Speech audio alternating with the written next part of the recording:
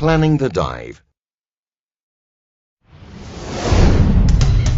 Planning a dive means identifying and optimizing the things you need to do, but refers specifically to the dive itself.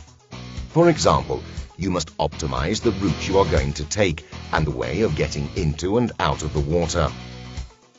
You should identify the exit point before deciding where to get in, because the exit should be as simple as possible, and environmental conditions such as waves or currents can influence your planned route. For instance, when diving from the shore where there is a longshore current, choose a point of exit that is downstream from the entry point.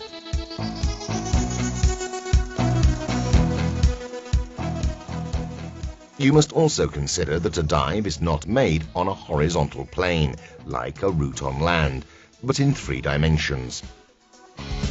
So, you must also take the depth into account. When deciding the route, include the descent and ascent rate, and any eventual stops. On touristic or recreational dives, the route is usually established by the conformation of the seabed and the marine life that you encounter, and it is impossible to determine it completely beforehand. However, you must still establish the maximum depth and how long you will stay at the different depth levels. As well as determining the dive route, in the planning you also need to take into account any potential problems. In practice, you have to answer the question, what would happen if? For example, you should ask yourself what would happen if a piece of equipment stopped working correctly, or what would happen if someone made a mistake. This way of thinking has led us to do things in a certain way, such as positioning the knife in an area where it can easily be reached, or having a backup of some items, which does not mean taking 2 instead of 1. Taking a reserve is not intended as simply doubling up all your equipment, otherwise divers would go around looking like Christmas trees.